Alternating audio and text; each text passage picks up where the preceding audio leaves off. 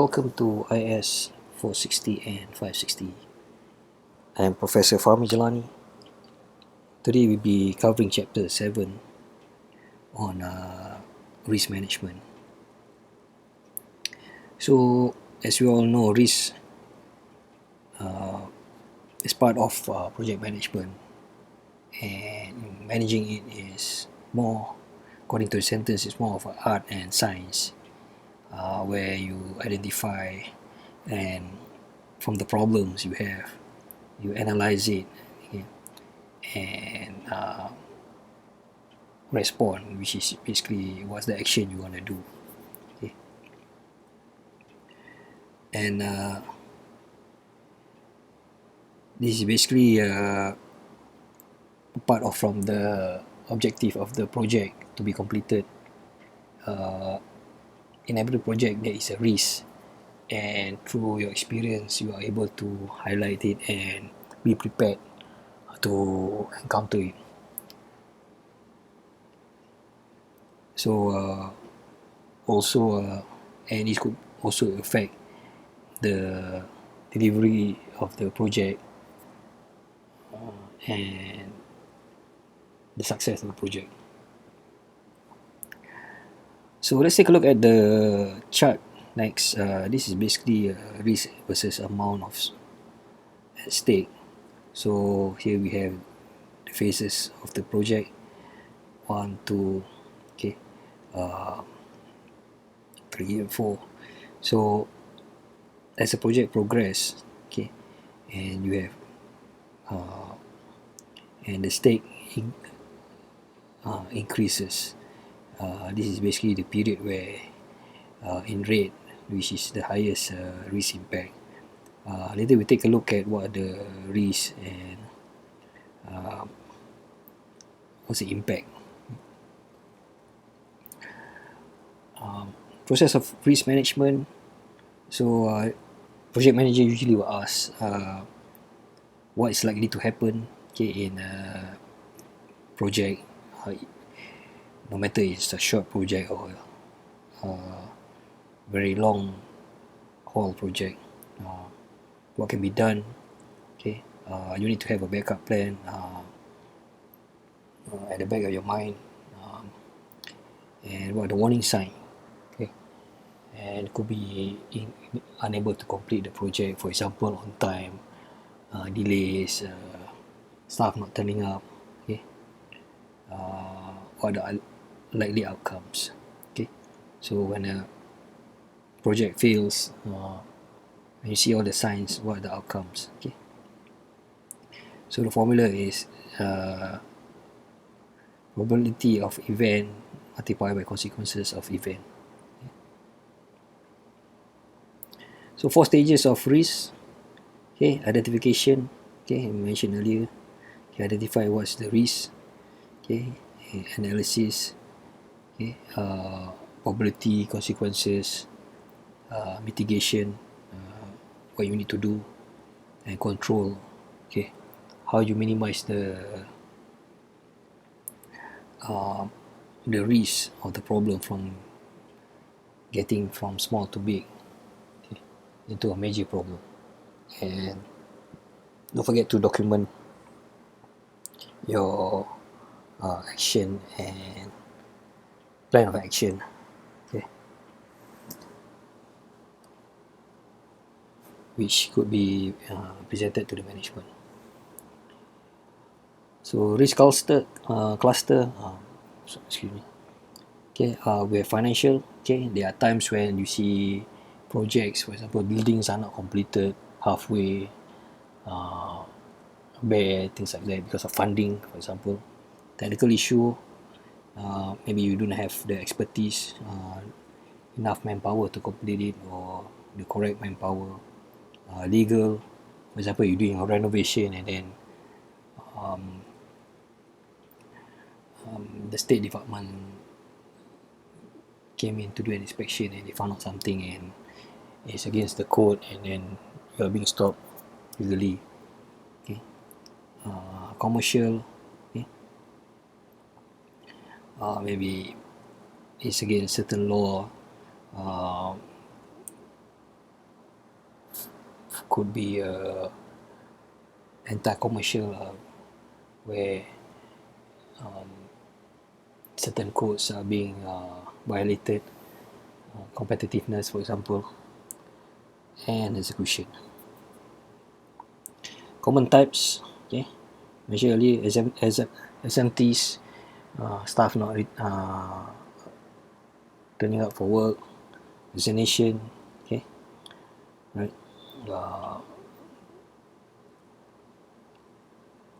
staff pull out, could be a staff that is doing a project for you and suddenly he's been required for another thing and he's been pull out, okay. Also not forgetting high turnaround, for example. This could be probably the way we manage it, okay. Certain people work good with other people but not with some other people. Time overrun, which basically you don't meet your deadline. Skill unavailability, okay. Staff not having the correct skill, not enough training, spec incomplete, where a project is basically it's not transparent and staff are not briefed on what are they supposed to do. Change order, it could be a change in decision, only decision, and also could be the project manager being changed all the time. Few things to note. So in identification, right, it's quite common. You have meeting, brainstorming, try to get ideas from everyone, okay. Expert opinion, okay. Right. Usually everybody want to be an expert and sometimes usually if a good project manager will know who are the expert, who are the non-expert, okay. Sometimes you will see that most of the time staff with the employee with the loudest voice will not know a lot of things in your experience. So the quieter one are much more expert, okay. Or the humble one, for example, okay. Past history, what the things they do in the past when they have encounter this problem, okay. Multiple assessment. So when you have problems, usually not one person will take a look at it. A lot of people else will have a view on it. So the next matrix, here we take a look, likelihood, okay, versus consequences. When the risk is somewhere with likelihood low and a low consequences, so it's a low risk as compared to high likelihood and high consequences. So next we take a look at scoring. This is basically for your info. Here we have probability and consequences. So probability factor is basically summation of other probability divided by 3, and consequences factor is basically summation of other consequences, okay. And the overall risk factor is dictated here by the equation, which usually is rarely used, but it is just basically mathematical.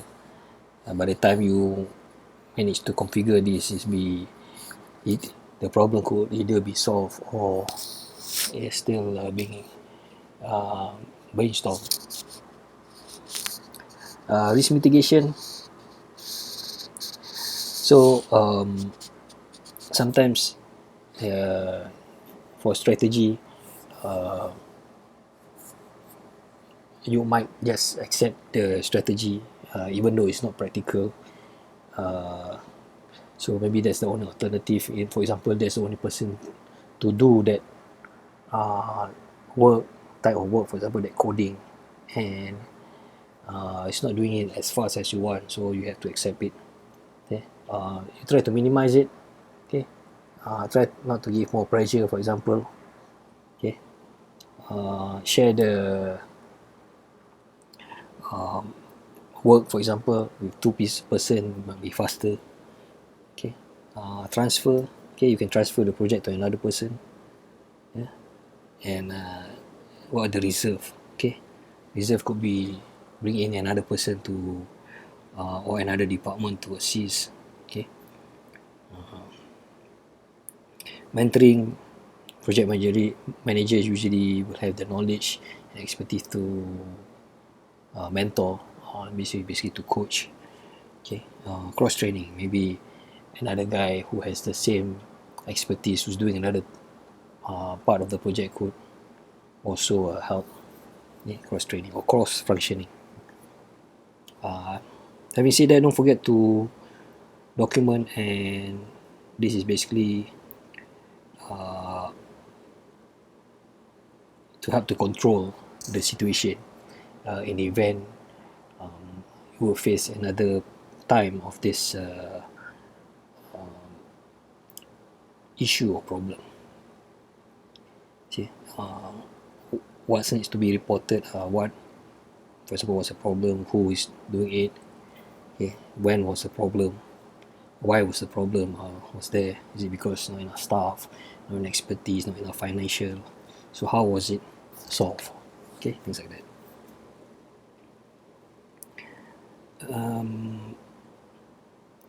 Analysis and management.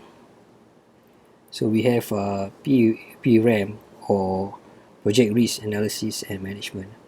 So it's technically a life cycle. So as a project being executed, you will face challenges, and then once you solve another problem will come up, and you try and solve it. It's basically it's a life cycle. And with that, you need to have a strategy. A good project manager will have a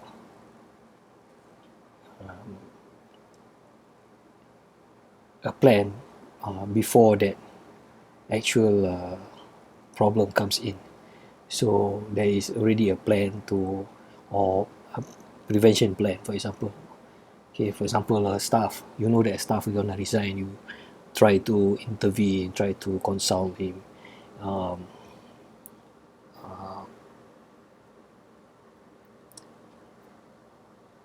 and this would technically prevent him from disrupting the project itself.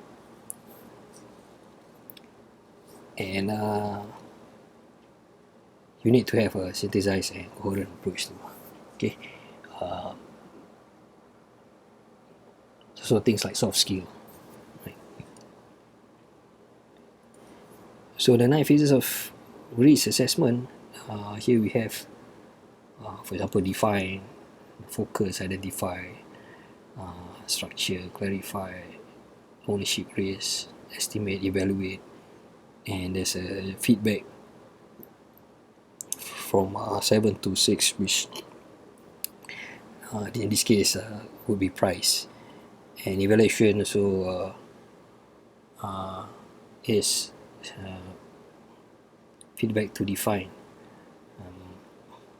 where you will evaluate what is the solution to minimize the problem in the definition.